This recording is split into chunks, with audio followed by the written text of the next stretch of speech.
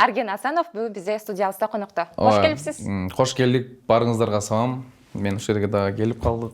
Зина шақырады, мен келем, как всегда. Қош кел, өзің қандай ке? Жақсы, өзіңіз қандай? Жақсы, жаз келіп жарқырап ағарып кетсің ғой. О, мен ағардым, сіз ше? Мен ғой, кішкене қарайып тұрасыз. Ақырғы учурларда интернет желісінде сіз шығарған видеолар талқуға түшіп, актуалды болып жатады, Негізі ақырғы уақыттарда біраз жашым өзгеріп кетті. Жақсы жаққа. Уже мен ділі бір бойдық болғаныма почти 1 жыл болды, ровно 1 жыл болды. Мен по-любому еркек болғаннан кейін бойдық жүргім келбейді. Ошого жаңылық дегенде сразу бізге той-пой емес, просто қыз-жігіт қатар сөйлесіп көртабыз. Егерде бізде бардығы жақсы болып кетсе, неге болбоско дейм да. Бирок меники бул экинчи турмушум болуп атпайбы? Экинчи жашоомдо мындай адашпашым керек деп азыр мен катты ойлонтам. Узакка чейин сүйлөшүп, алда мен характеримди билип, мен аныкын билип дегендечи эч кандай бир нерсени буусу менен үйлөнүп кетким келбейт. Жакшы жаңылык дегенде негизи айтпай эле коеюн деген, бирок биз кайсы жерге барбай эле бизди тартып ала берди да, элдерчи тартып жибере беришти да. Анан неге элден уккандан көрө өзүм айтайын деп чыгардым. Сүйлөшкөн кызым, сүйлөшүп көрүп атабыз. Эгерде бизде бардыгы жакшы болуп кетсе, эмнеге мындай типа жашырыштан ток жок дедим да. Көп жазды, кайрадан эле казак кызыбы, казактан көңүлүң калбаган адам экенсиң, там хайпажор, бирдеке депчи. Негизи айтып атпаймынбы? Негизи айтпай эле коеюн деген эмес, бирок ошо биз элдин адамы болгондон кийин, барган жерибизде таанып калып аткандан кийин, лучше элдимден уккандан көрө өзүм оозуман уксун деп чыгардык. А так мага койсо чыгаргым келбейт болчу. Мен өзүм да айткам, эсиңде болсо. Эгерде мага койсо, мен на будущий сүйлөшкөн кызым же аялым интернет чөлөттөн бир аз алысыраак эле болсо деп айтканмын. Бирок неден качасың, ошол нерсеге попал болосуң дегендей эле кайра эле ошондой чөйрөгө аралашкан кыз болуп калды. Эми бул тагдырымбы, тагдырым эмеспи билбейм. Может, ушул мен на будущий аялым чыгар, может жок деген сыяктуу. Алдыңкы күндө эмне болуп кетишин эч ким билбейт. Ошого чоң сүйлөп эле коеюн, биз азыр тааныштык үстүндөбүз. Honor хиттеринин бирин сатып алсаң, 1,5 миң сом кэшбэк берилет. Бөлүп төлөөгө алуу дагы жеткиликтүү. О Store дүкөндөрүнөн же О Market'тен ал. Бул бийкечти, бул айымды канча убакыттан бери тааныйсыз? Канча убакыттан бери? Март болу, апрель, май, 2 ай болуптур. 2 айдан бери. Ооба. Мурун көрүшүп элесиз? Да, мурун көрүшчүбүз, бирок маани бербейт болчумун да. Биздин ортого аралашып биздин досторубуз бар. Ошолор тааныштырган. Бири көргөндө эле көзүмө түшкөн да. Неге татынакай кыз негизи. Бирок жашы чоң деп анча маани берген эмесмин. Ошондо ортодо канча айырма бар? Анткени буларды биз комментарийден бир аз байкап калдык. Байкап калдыңызбы? 3 жаш менден чоң. 3 жаш. 3 жаш чоң. Ал 27-де, мен 24-тө. 3 жаш айырмабыз бар. Бирок билинбейт. Мен бир аз чоң көрүнөм, ал бир аз жаш көрүнөт. Тескерисинче? Ооба. Ошо 1-2 ай болуп калды, ошо 1-2 айдан ашып калды. Бирок чындап сүйлөшүп баштаганыбызга 1 ай болуп калды. Мен айттым. Негизи ал мага эфирге кел деген маани кичине намек билдирген да. Ал кыз ошол жанагы телешоудо олтурат болчу. Бирок мен ал жакка барбайм дегем. Эми жаман жагы эмес. Просто уже мен ал жакка бардым, өз бактымды таптым, үйлөндүм, биздин турмуш ошошподу. Кайра баргым келбейт, ошо мага прям ностальгия болуп эсиме келе берет да. Ошого баргым келген жок. Анан айттым, сен ойлон, что биз эфирдебиз, мен сага үмүткер болуп бардым, тааныштык үстүндөбүз деген сыяктуу. Ал кандай болот экен деди. Может көрөбүз деген сыяктуу. Анан ал кыздан да кичине бир аз симпатия байкадым. Байкагандан кийин жазышып көрдүк, сүйлөшүп көрдүк, жолугуп көрдүк. Чото биздин сөздөрүбүз келишип баштады. Анан уже акыркы күндөрү уже үйрөнүп баштадык. Бири-бирибизге чалып, арка берке кылып.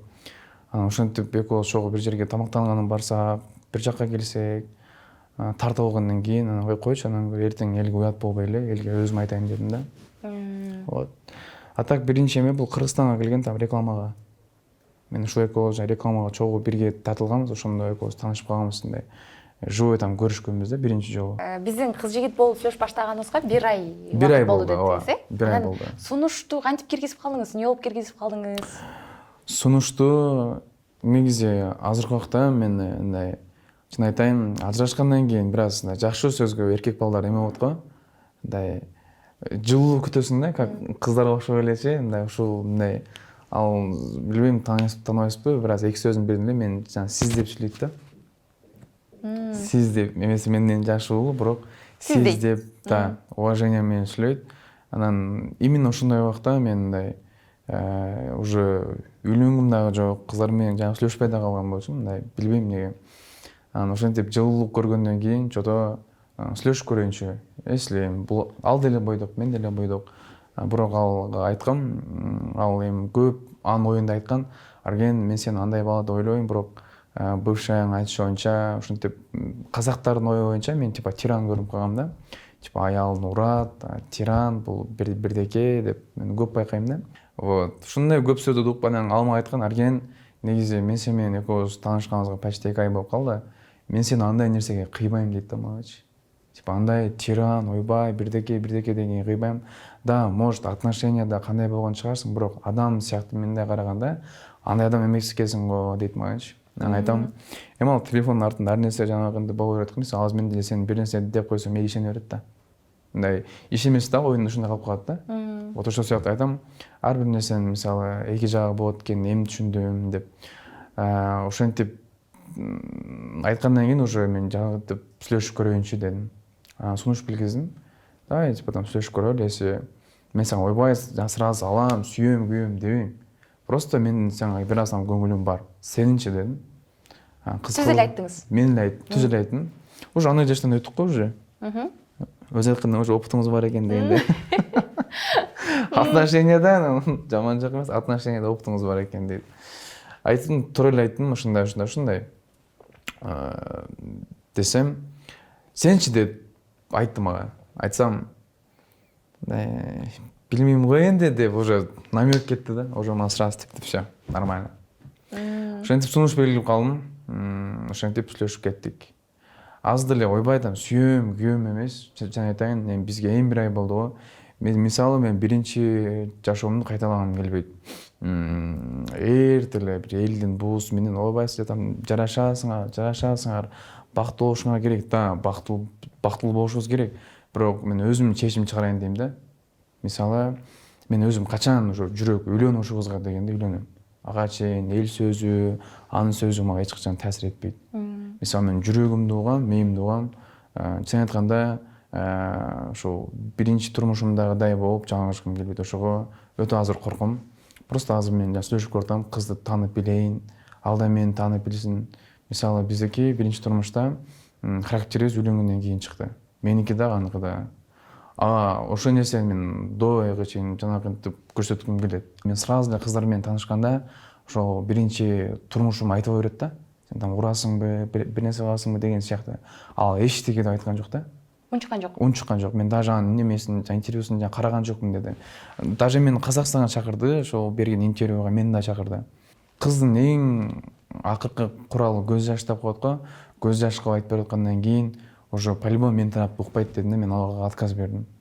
Мен интервью бербейм дедим. Потому что мен азыр не десем да уже ишенбейт да магачы. Уже ал ыйлап айтып берип атпайбы, уже ага ишенбейт. Уже азыр мен да ишенип калдым, ушундай ыйлап айтып берсечи. Анан ага азыркы убакта көз карашым дегенде, көз карашым нормально, бактылуу болсун. Ошол өз айткандай бактылуулуктун артына деле бир нерселер бар чыгар. Баардыгы бирдей ошондой болот го. Мисалы, бизде деле экөөбүз уже 1 ай болбой атып эле, бир аз сөзгө келишип калганбыз. Эми өзүңдө деле болуп болуш керек, по-любому болот да. Менде дагы баарында эле болот ал нерсе. Мен телефондо бактылуу көрүнгөнмөн, артында бир нерсе болот. Бир нерсе дегенде, кыйынчылыктар болот. Пикир келишпестик болот дегендей. Вау, эч кимде вау эмес. Мен өзүм да айтып келебиз го. Телефондогу бактылуулук, да, биз бактылуубуз, бирок ошол моментте да. Андан кийин деле өмүр бар, жашайсың, уктап турасың, анын арасында пикир келишпестик болот. Анын ою менен сенин оюң там туура келбей калат. Ошо. Бирок мен азыркы убакта экинчи отношенияда, биринчи отношенияга эме кылам да, сабак болду го мага. көп нерсе туура эмес болгон нерселерди кайталоого аракет кылам. Салыштыруу болуп калат да. Салыштыруу болуп калат экен. Ошентип мен мисалы айтып калсам тиги эме кылып калат, эми сиз үйлөнүп ажырашкан опытыңыз бар деп мага тийишип коет. Ал бойдок кыз да күйөөгө тийген эмес. Ал бетиме басканда тамашалап айтат да. Сиз ушинтип ушул характериңиз жакты. Эми конечно сиздин опытыңыз бар деп тийишип коет да. Ошол жерин айтып деп жам күлө берем. Анан бул айымдын сизди арбап алган сапаттары эмне болду? Арбап алган сапаттары мындай биринчи эле добрая кыз. Өзүм сыяктуу сразу адамдар менен общение кылып кете берет. Пикми десе. Пикми. Корейский стиль бар окшойт, бир аз. Такая деген эми эркелиги жагат. Айтам кээде катты эркелеп кетсе айтам. Ошто да катты эркелеп кетти да. Анан айттым, болду депчи. Ошо. Анан ушу айтып атпаймынбы, пока что менде сүйөм, күйөм деген темага келе элекпиз. Буюрса отношения, буюрса ошол эркелиги жагат. Кылыкты кыз. Казакча, Казакча, кыргызча тартымдуу кыз. Өзүм көргөндө эле жашынакай кыз, бир көргөндө көзгө сразу көзгө түшөт, ошол алыстан болсо дагычы. Экөөбүз көп негизи мындай окшоп түштү негизи элдерчи. Окшош экенсиңер депчи. Ошол үчүн может быть тарткан чыгар жүрөк. Сиз менен мурунку интервьюдачы подкаст кылбадык беле? Ошондо деген айтып калдыңыз, азыр өзүңүз да эсетип калдыңыз деги. Чыгармачыл эмес болсо, кичине көбүрөөк жакшы болмок депчи. Анан балким алардан чыгармачыл эмес чөйрөдөгү кыздарды балким издеп көргөн учурлар болду? Негизи ооба карап көрдүк. Эми эркек болгондон кийин карайсың го, аяктан карайсың, бияктан карайсың. Бирок көңүлүмө эч ким жакпай атат да. Анан ушул кызды көргөндө бир аз симпатия болду. Карап көрдүм өзүм, Жалал-Абадтан карап көрдүм, Оштук кыздардан карап көрдүм, Көлдөн, Баткенден. Бир көңүлүмө бир туура келген жок болуп атты да. Сразу эле мен биринчи турмушум айтып кетет. Айтып атпаймынбы, мага айткан мага жакпайт да, мен өзүм айтып берем кийинчи. Сразу мени тааныбай атып эле. Ошол нерсени ушундай нерсе болду деп сразу бетиме басканда уже менин көңүлүм калып калат. Бул кыз менен сураган жок. Может, өзү эле билдиби, мен өзүм кийин айтып бердим ага. Бизде ушундай болгон. Да, может ишенесиң, может ишенбейсиң, ушундай болгон. Мен бирок кеткен кызды жамандабайм дедим. Ошол сапатым айтты, молодец деген сыяктуу. А так жөнөкөй кыздар менен таанышып көрсөң, алар уже чөйрө теманы бир аздан түшүнбөйт да. Алысыраак болгондон кийин сразу эле сиз мындай болгонбу деп бетиме басат да. Уже ал нерсе мага жакпайт. Айтып атпаймынбы? Уже таанышкандан кийин бир 2-3 күн эле сразу менин бетиме басат. Не болгон деп сурай берет да. Уже ал нерсе мага жакпайт. Мен өзүм айтам. Неге мен биринчи адам иретинде таанып көрбөйсүң дейм да. Сразу мен сага өмүрүм кызык да. Негизи адамдын баары эле өмүрү кызык. Бирок мен өзүм айтып берем. Эгер ошол бир ыңгайлуу болуп калганда, мындай сөз келип калганда айтып берем. Анан мен ал мени адамдык иретинде тааныбай туруп эле сразу жашоомду сурап кетет. Эмне болгон, эмне жок. Үйүң качан бүтөт, качан киресиң деген сыяктуучу.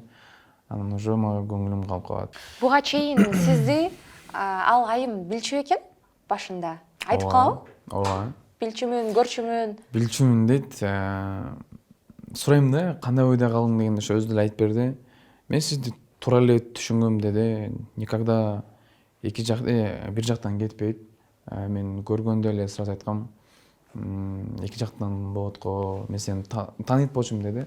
Таанып көргөм, аккаунттарыңа да жана кирип көргөм деди. Мен аны жана кирип көргөм. Ошол айткандай эле элден мисалы менде көп го, менде хейт көп го. Ошо хейттерди окуп алып эмнеге антип жаза берет деп таң калчумун дейт да. Бирок экөөбүз сүйлөшүп калабыз, эч ойлогон эмесмин дей берет да. Көргөн экен. Көрүп ошол жанагы кыздын айткандары эсинде жана калып калган экен да. Типа эмнеге андай болду экен деп мээримде жана калып калган болчу дейт. Бирок сизди таанып билгенден кийин мен ага өзүм айтып бердим уже. сиз айтып атпайсызбы, көп эле нерсе келип атат деп. Комментарийлерди деле окусаң ар кандай сөздөр келип атат.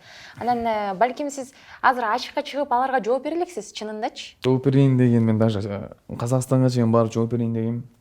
И дегенде мен по-любому эми отношения курам, үйлөнөм, бала чака болом. Ошол нерсе менин жашоомо зыян тийип атат да.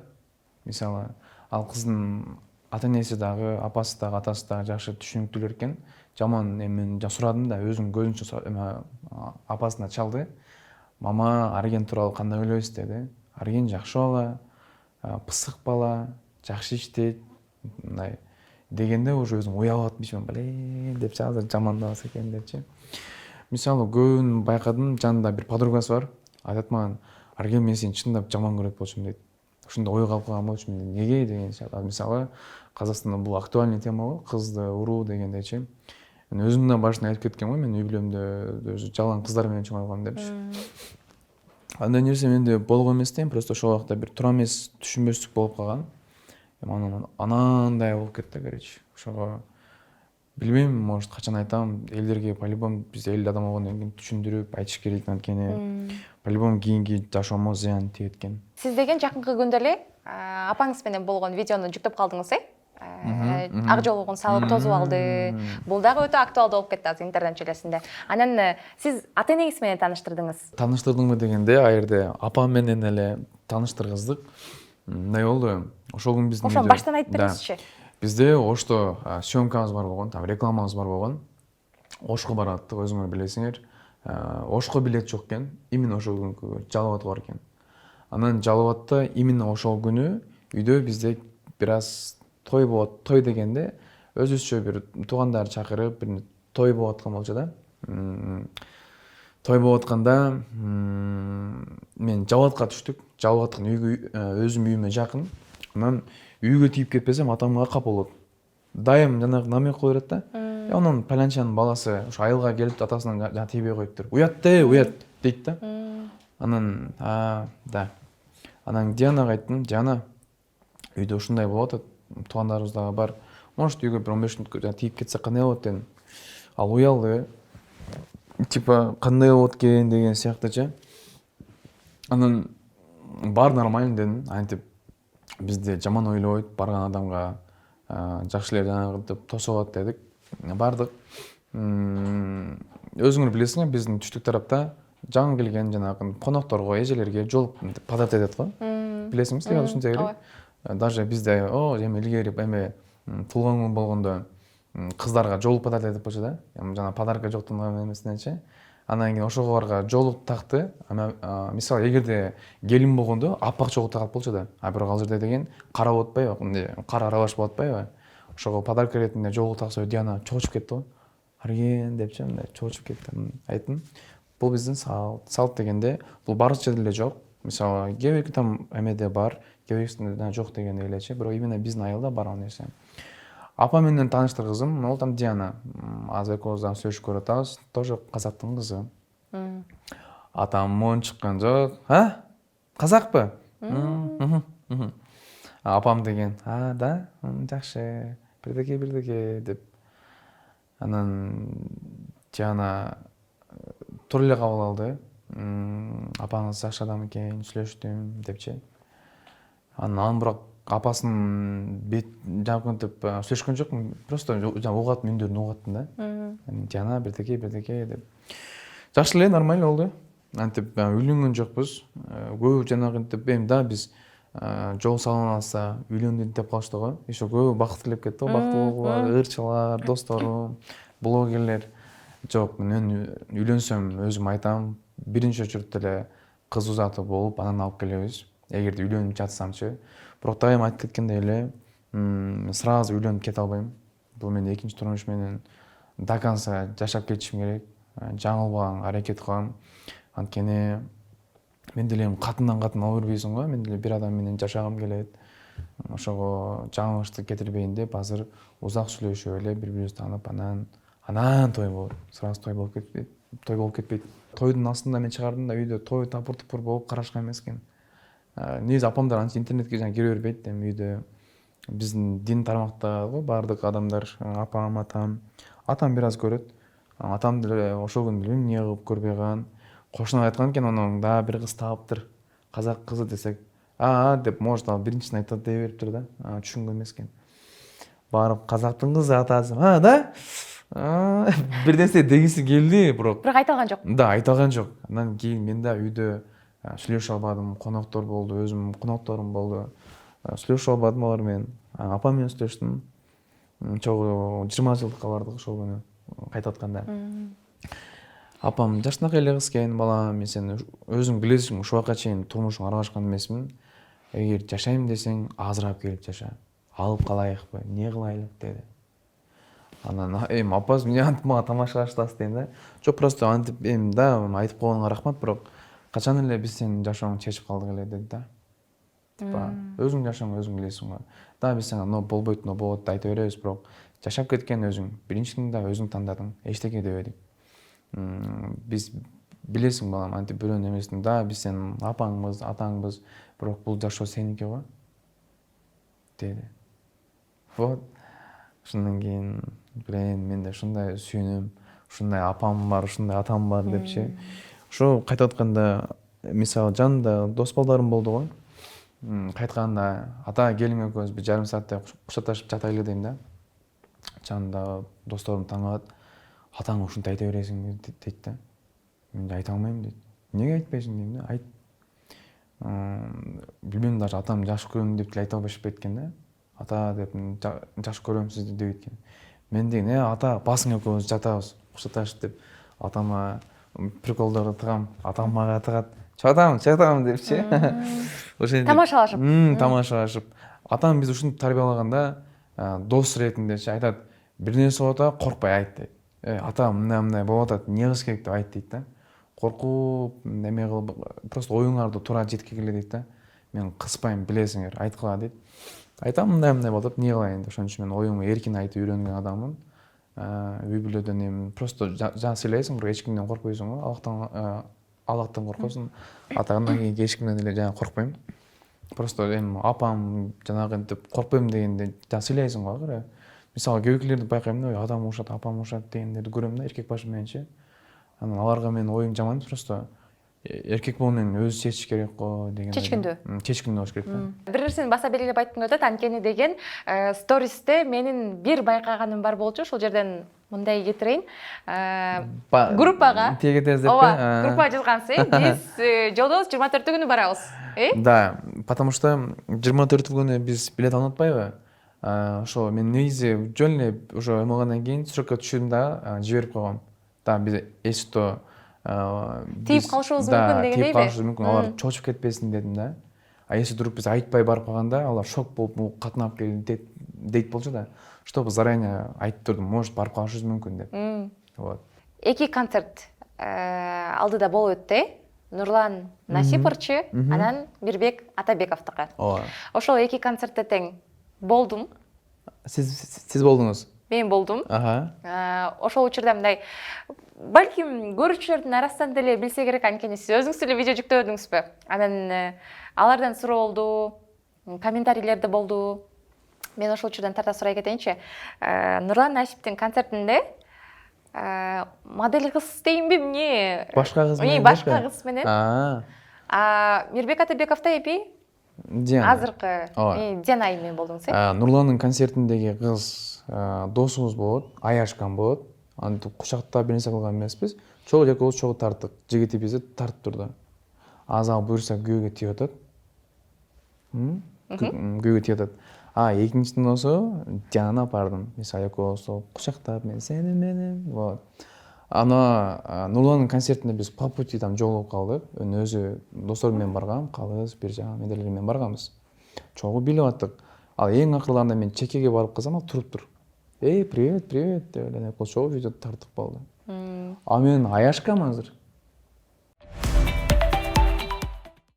Мыкты. Анан азыр жанагы башында айтып калбадыңызбы? Мен кээ айымдары кыздар менен сүйлөшүп баштаганда жашоомду сурап, анан эме болуп атат депчи. Үйүмдү кошо сурап калыштым, эмне бүттү депчи. Анан ошо үйүңүз эмне болду, бүттү? Үйүм бүткөн.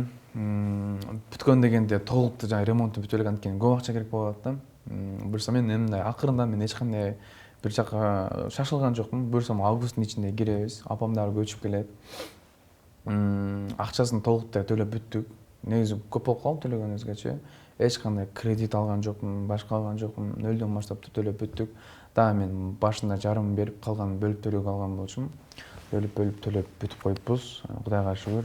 Ремонтуна деле көп акча кетип калат да. Мындай акырындан мисалы өзүңө азыркы убакта кымбатчылык учуру даже кичинекей жериң эле 1 миллион сом, 500 000 сом кетип атат да.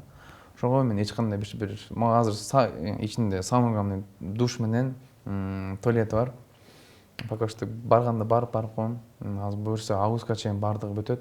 Августта анан кийин новоселье кылып чакырам. Буюрса өтө шоу кылабыз, короче. Шоу дегенде үйгө туугандарга кой союп, жыт чыгарып коет экен го. Жыт чыгарып үйгө катма уктабыз дагы. Ошентип шоу дүйнө тараптагы досторума бир башкача кылып шоу кылабыз. Анда дагы өзүнчө бир той болот окшойт, Сиз чынында Казакстанга аябай эле көп каттайсыз, негизи. Көп нерсе рекламалар үчүн барат окшойсуз, же кандай болуп калат? Бир четинен реклама, бир четинен азыркы кызым да КМ го, казак го. Алматы. Да, бир повод кылып барып келем. Просто Казакстан эми жанагы чоң болгондон кийин жакшы төлөп беришет да рекламага. Эми ал Ден айым качан келет? Эми Кыргызстанга келеби же? Да, келет. Экисинде келет. Экисинде. Чакырайм. Күтүп атасызбы? Чогуу бир маек кылган учур деле болот эми, буйруса. Да, буйруса. Буйруса экисинде келет, биякта бир эме болот экен, бир показ болот. Ошол жака келет. Ошого келип тосуп алып, биякта да жүрөбүз. Бир 2-3 күн мен да Алматыга барам. Алматыда 1-2 күн, 4-5 күн болуп туруп, анан дальше мен Алматыдан учуп кетем башка жака. Жана Европада атканыңыз ошол жакта, Ооба. Ошентип, короче, жашоо менде сон. Кудайга шүгүр, эч качан жашоомо наразы эмесмин. Просто негизи ойлойм да, мен өтө бир мен ойлогом, былтыркы вактан, блин, уже мен бүттүм, сындым, короче. Вообще эл мени жеп коет, бирдеке дейт деген ой болчу да. Именно ошол убакта болчу экен. Ровно 1 жыл болуптур да. Бойноп калыптыр. Кудай, нормально болот экен го деп шүгүр болуп атам азыр. Мен азыр сөздөрүңүзгө байкап көрсөм, элдин сынынан аябай мындай коркот окшойсуз, Сындан коркот дегенде коркуп калдым. Өзүң деле мен бир видеоңо кирип карасаң, бир 100 комментарий жок да. Мисалы 3000 комментарий болсо, 2000 хейт, 1000 нормально да. Да, кээде мисалы айтабыз, хейт менен жанагы көтөрүлөсүң дейсиң го. Уже мен кудайга шүгүр эле, уже нормально эле да. Эми бирок по-любому кээде хейт айтып атпайм, мен эми турмуш курам, жашоо курам, катын алам дегенде, экинчи турмуш болгондон кийин жаман көз караш болуп калат экен. Анын семьясы не дейт, мисалы. Ошол нерседен мен мурда коркпойт болчу, мага баары бир болчу. Мага уже баары бир болчу да. Бирок мен деле акыр бойдок жүрө бербейм. Жашоо аттанайын десең эле буттан негативдер тартат да. Кантип айтам, эмне кылып айтам. Мен ошондо ысыгын деле барып мен дагы берип койбой болупмун дейсиң. Ладно. Ошол ойлонуп калып окшойсуз, өкүнүп калдым ошо. Мен деле бир просто мен эми бир кыз балага теңгелигим келген жок да. Жок, андай эмес, мындай дегим келген жок. Ошого айтып кетсем болот да. Пожалуйста, силерден сураганым мен деле бир бойдок жалгыздан жүрө бербейм. Уже ал биринчи турмуш өтүп кетти, ал дагы бактылуу. Мен дагы өзүм шеригими тапканга акым бар. Ошого сразу эле мен бирок үйлөнүп кетпейм. Ошондуктан билип билбей эле ага да жаман жазбагыла. Сени антип коет, тигинтип коет деп. Мен деле бир антип бир маньяктын үйүндө бир тарбияланган эмесмин. Кудайга шүгүр, атам апам жакшы эле сонун эле бир тарбия берген. Ал убакта бир аз түшүнбөстүк болуп калгандыктан ушундай нерсе болуп калды. Эми аны айтып кетсем көп нерсе болот. Ал кызым дагы бир бактысын бузгум келбейт. Ошого эгерде ал азыр күйөөгө тийбегенде, может айтсам болот болчу. Бирок уже күйөөгө тийип кетти. Анын дагы жашоосуна кесирин тийип калышын каалабайм. Ошого мен эркек болуп туруп эле мен уже просто басайын дейм, уже кыз тапсам эле айтылы берет, уже ма чарчап кеттим да, эмне кылайын эми. Если убакыт артка кайтарганда, может башкача болот болчу. Ошондуктан уже башка өмүр, жаңы күн, жаңы дем деген сыяктуу. Ошондуктан кайра эле эски нерсени козгоп, аны салыштырып, буну салыштырып кереги жок. Ошондуктан мен барыңыздарды жакшы көрөм. Чын айтайын, чындап барыңыздарды жакшы көрөм. Ар бир караган подписчиктерди чындап барыңыздарды сүйдүм беттериңиздерден. Так что антип жазбагыла, биринчи менен экинчи турмушту салыштырбагыла сурайм силерден. Ал мен андай эле тиран жаман бала эмесмин. Деп койсоң. Көпсүрүп кеттим негизи бүгүн, а? Жок, бирок негизи туура эле сөзүңүзгө кошулам. Анан азыр айтып калбадыңызбы? Убакыт артка кайтарылганда балким башкача болмок депчи. Эмнени өзгөртмөксүз ошол учурда? Көп нерсени. Көп нерсени. Көп нерсени. Жок, негизи мындай го. Жок, просто мындай хейт мен ошол убакта мен негедир унчукпай калыптым да. Азыр эле мисалы унчукпай атам го. Неге бир өзүң оюң айтпадың деген иштер калып калганда мен экинчи турмушума мен уже басылып кетет дегем го, бирок басыла берет, бетиңе басыла берет да. Бир кыз мисалы эртең мен может ушул кызга үйлөнөм, может башкага деген сыяктуу анын үй бүлөсү кандай карайт дейм да. Ошол сөздөн уже корком азырчы. Неге деген сыяктуу уже өзүң көрүп атсаң керек корком да. Ошого бир нерсе кылып мен өзүмдү актап чыкпапмын деген ой калып калган, а так эч кандай башка нерсени эмес. Уже мен өткөн нерсеме ыраазымын.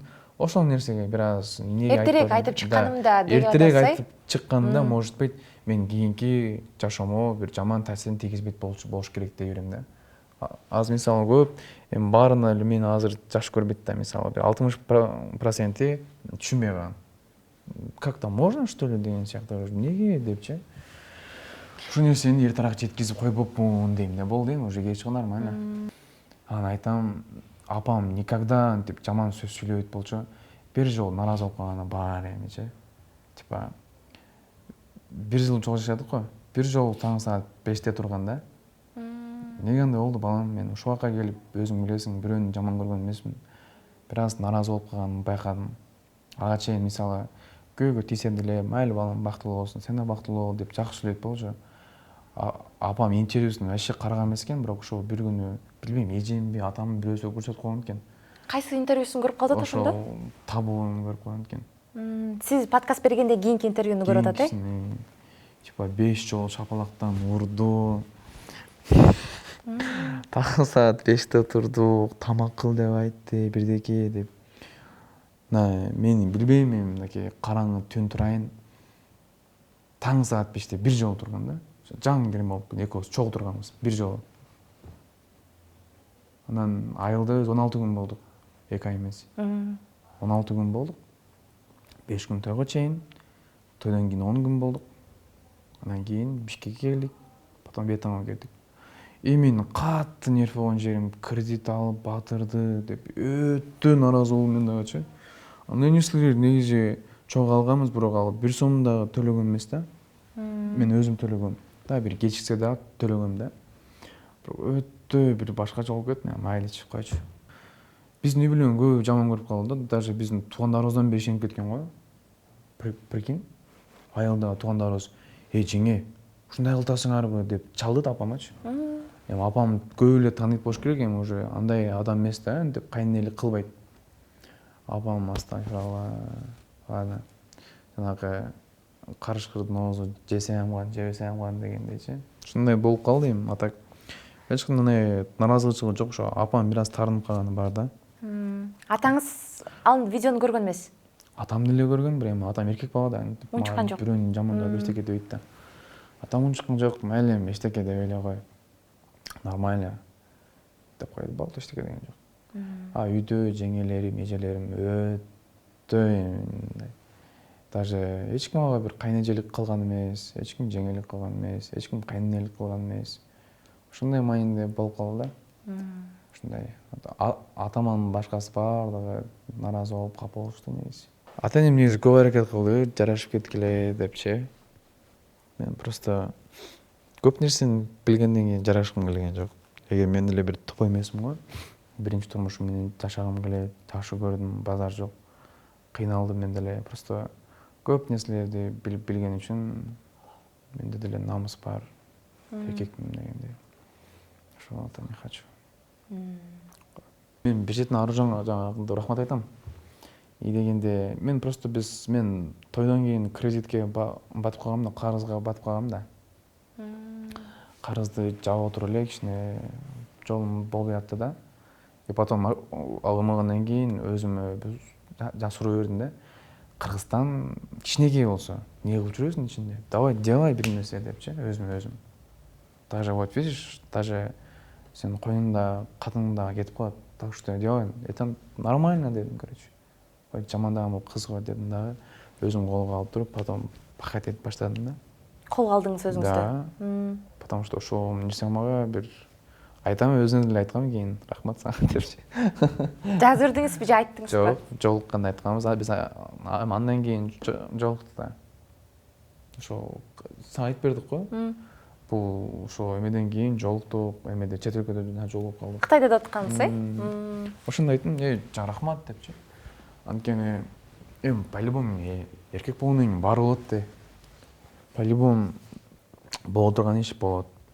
Ойбай, мен мындай кылсам мындай болот деп кое беребиз, бирок по-любому бул Кудайдын буйругу го. Буга чейин сиз менен ошол Майке чакырарга чейин бир окуя болуп кетти. Атаңыздын тууганы эле, ошол боюнча дагы. Да. Атам негизи эгиз, Асан Үсөн. Мен Асандын баласымын. Атам түгөй деп коебуз, эгизи кайтыш болуп кетти. Үсөн акебиз. Ошо катты ооруду, 1 жылдан ашык ооруду да. 6 ай мурда эле жеңебиз кайтыш болуп кеткен болчу. Артынан эле ошо акебиз кетти. Уже 40 болду. 40-ын берип, ошо атам негизи барганыбыздын себеби, атам өтө мындай эме киши да, тамашакөй киши да. Бирок эгиз өлгөндөн кийин бир аз бошуп калды. Билбейм, чоң атам өлгөндө мынтип кыйналганын көргөн эмесмин. Походу бир туугандыкы жаман болот окшойт. Атам арыктап кетти, ооруп калды өлгөндөн кийинчи. Анан ошого биз атам көңүлүнө алып коеюнчу. И дегенде баардыгы азыр бир туугандарым өзүнүн семьясы менен, бала чакасы менен баарынын небересин көрдү. 2ден, 3ден, 4ден, 5ден балдары бар, агамдын эжелеримдинчи. Ошо сенин балаң бактылуу болуп кетчү дейт да. Бир гана сенин балдарыңды көрсөм, мен арманым жок дейт да. Ошого үйгө тиекет, мына менин кызым бар ата, мен бактылуумун деген сыяктуу көргөзүм да келген чыгар ичименчи. Так ошондой атамгө, ошо атам ошотто да, ошо акемди киргизсем, атаң өтүп кетти деп көбү таң калды. Ошо атам десеңиз башкача болуп шок болгон учурлар болду да эмчи? Ооба, ошого жок, атам эмес, атам тирүү, Кудайга шүгүр. Атам негизи кайтыш болуп кетти. Үсөн акебиз жаткан жер жайлуу болсун, өтө бизди жакшы көрөт болчу. Бактылуу болуп кеткиле, бирдеке деп, бирок жолубуз эки жакка кеткен өтө мага бизге капа болгон. Неге деген сыяктуу өзү ооруп турат, бирок бизди катты жакшы көрөт болчу да. Эң мисалы туугандардын арасынан жакшы көргөн биздин фанатыбыз ошол акебиз болчу. Ошо. Дайыма сурап турчубуз. Дайыма жанагы даже айта беришет, үйүндөгүлөр ооруп турса дагы акыры өлөрдүн астында сенин видеолоруңду карай берет болчу депчи. Анан мен мына барам деп бир өлөрдүн астында 1,5 ай мурда бардым, бирок катты кыйналып атканда мына барам деп бара албай калдым да, жумуштарым болупчу. Өзүмө кичине эме болуп калдым, капа болуп калдым, неге барбадым депчи. Алдында барбай калыпсыз да, 1,5 ай мурда бардым, бирок ошо кыйналганда мени карап турушкан да. Жанагы ютубтарга чыгат копкан неме деп. Чыгарса, аргендан биякта экен го, Саш, биякта экен го деп көрө беришкен да. Болду ата, телефонуңузду өчүрүңчү, өзүңүз кыйналтасыз го десем көрө беришкен да. Анан атам чалып, ушу колуң бошогон Үсөн экеңе келип койчу дейт эле да. Мен антип Үсөн экем өлүп калат деп ойлогон эмесмин да.